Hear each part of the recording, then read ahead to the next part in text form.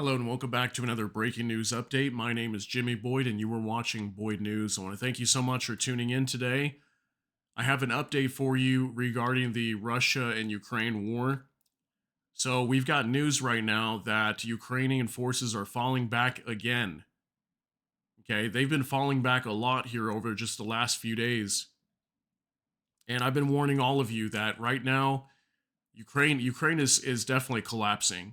They're having to fall back very quickly. They're losing lots of ground, and a lot of this is due to ammunition shortages. So they don't have ammunition to fight this war. If you don't have ammunition, you can't fight the war, obviously, right? But they don't have artillery shells. They don't have air support. Okay, so they're just getting pummeled right now because the Russian army is well plenished. Okay, they've got plenty of artillery, missiles, ammunition, everything, you name it. They're a well plenished army, and Ukraine has nothing. If they don't get support from the West very soon, they're going to be in big trouble. Okay? Just understand that. They're going to be in very big trouble here, and they're losing lots of ground right now. And imagine, too, every bit of ground that they lose is going to be that much harder to take back. Okay? Even if they get these supplies later, it's going to be very, very hard to take back. And also at a time where Ukraine's troop numbers are very low, too. Okay? We also had word as well that Ukrainian President Volodymyr Zelensky was at a conference recently, and he released the death numbers of Ukrainian troops fighting this war, and supposedly they've lost somewhere around 31,000. Many are projecting that number is way, way higher than 31,000, but that's the numbers that he gave. And also, Russia was coming out and claiming that Ukraine lost somewhere like 400,000 troops.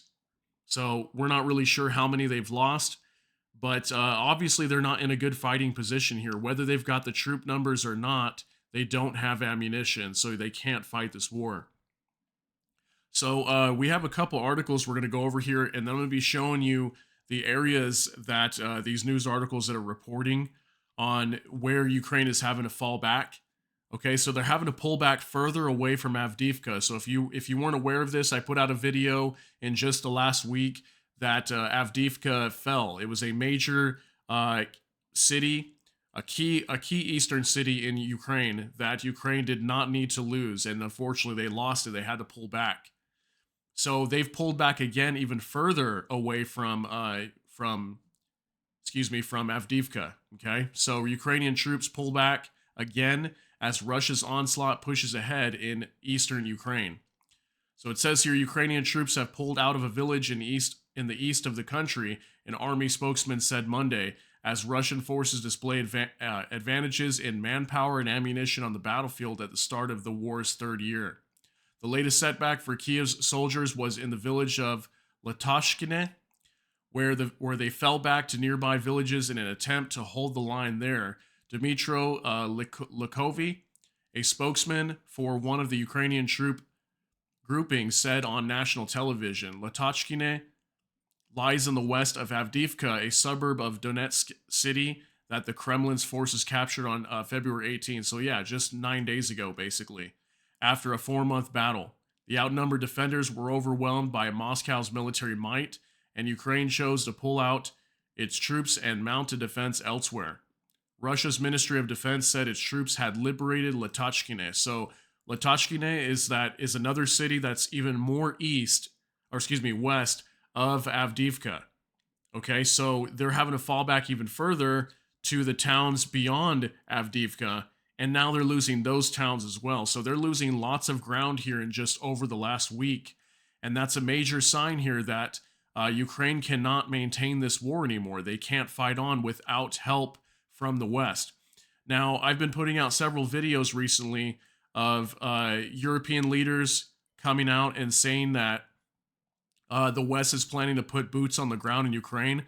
This is going to be the last option here, okay? If Ukraine really starts to falter here and lose this war, mark my words, I wouldn't be surprised if they try to start sending troops to Ukraine, because the West is 100% committed here. They've spent way too much money. They've committed way too many, weapons and arms and ammunition to fight this war to let Ukraine fall. So the only way they can stop Ukraine from falling is to put boots on the ground. And that's what there's lots of talk about that right now. And it's very scary what's going on. So it says here Russian state owned news agency RIA Novosti quoted local commander Andrei Mordvichev as saying troops had pushed Ukrainian forces back by 10 kilometers, so 6 miles, and were continuing with their offensive. The agency said a key Ukrainian supply route ran through Latashkine. It was not possible to independently verify each side's claims, though not in itself a major loss. Abandoning the village illustrates the battlefield challenges Ukraine is currently facing. The new phase of the war has brought some bleak developments for Ukraine. So if you notice what it says here, there's a new phase in the war here. And what the new phase is that Ukraine is having to fall back consistently. That's the new phase here. Because without Western support, without Western weapons and money and supplies, everything coming in, Russia's president Vladimir Putin said this at a conference just last year, I think in like September or something. He said that if the money stops coming into Ukraine, they could collapse within 1 week. And what do we see what's happening right now? Obviously, it's not happening within a week's time, but they're falling apart pretty quickly here. And we had Volodymyr Zelensky come out at a conference just the other day stating that they need supplies within 30 days, within 1 month. If they don't get that, they're going to be in big trouble. Moscow's troops are driving on, smashing towns and cities with their superior firepower, despite suffering high losses of troops and equipment, Ukraine says. Western analysts say that Russians are attacking in strength along 4 parallel axes in the northeast, aiming to press deeper into Ukraine-held western part of the Donetsk region and also penetrating into the Kharkiv region north of it. So let me just note here too, I did a video as well of Russian President Vladimir Putin saying that he wants to have major territorial gains in the Donetsk and I think it was the near Kharkiv, the Luhansk region, Luhansk Oblast region. That's what it was. He wants to say that they have secured that region and it's fully under Russian control by March 17th, which is when they're going to be holding elections around that time in Russia. Okay, so Ukrainian Defense Minister Rustan Umerov complained Sunday that half of promised Western military support to Ukraine fails to arrive on time. That he said makes it hard to undertake proper military planning and ultimately costs the lives of soldiers. Western leaders have sworn to stand by Ukraine as long as they need to defeat Russia's full-scale invasion February 24th, 2022, and Bulgarian Prime Minister Nikolai Denkov arrived in Kiev on Monday to show his support. More than 20 European heads of state and government, other Western officials were due to meet in Paris on Monday to discuss the war at what French President Emmanuel Macron called a critical juncture. He says Kiev needs more military resources and likely will require them over an extended period of time. Yeah, and you know what he said at this conference in Paris? He told all the leaders there that we need to send Western troops to Ukraine and that he's leaving the door open and they're not ruling it out. So French president is not willing to rule out troops on the ground in Ukraine, Western troops that is. Addressing the summit via video, Ukrainian President Volodymyr Zelensky emphasized the need to increase joint production of weapons and ammunition, improve Ukrainians' air defenses, and put pressure on Russia via sanctions and confiscation of assets. Well, they already did sanctions, and that didn't appear to do anything because they're still pushing on with this war, right? Confiscation of assets, they're working on that right now. The West is trying to take these assets that were seized. It was billions upon billions of dollars from Russia, from the very beginning of this war, and they want to use that to boost Ukraine. We have to prove that we can deprive Russia of its advantage in the sky in financing aggression and in the political sphere. This is the task of the year, Zelensky said. So they're in big trouble here, guys. They're really having to fall back here a lot, and they're losing lots of ground. This is not looking good for Ukraine. And as I've stated before, I just want to say this again, that even if Ukraine gets this money, even if the money held up in Congress, the 60 plus billion held up in Congress gets approved, all the supplies, all the weapons, everything, the ammunition is going to take some time to get to the front line. It could take weeks. Okay, so the longer this delay happens, even if the money gets approved to go to Ukraine, it's still going to take time. Even if they, rush it over there, do an emergency style rush to get everything over there, it's still going to take time to get these supplies to all the troops along the front line. And by then, they'll have lost so much land and be falling back more and more and more. This is going to go really bad here. So, real quick, we're going to go over this too. The Kiev Independent has more information on other villages that have been lost. So not just Latashkine. So, Ukraine withdraws from Stepove and Severn villages near Avdiivka. Okay, and it says here Ukrainian armed forces have withdrawn from Stepove and Severn villages near Avdiivka. Dmitry Likovy, a spokesperson for Ukraine's Tavria group, said on national television on February 27. So the Kiev Post is actually stating more than just Latashkine was taken compared to Associated Press. Maybe they just don't have that information yet.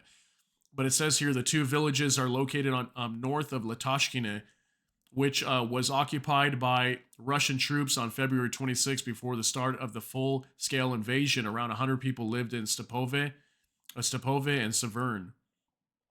Likovy has said battles for Stepove and Severn took place on February 27, so just in the last 24 hours, basically, and they already lost this territory.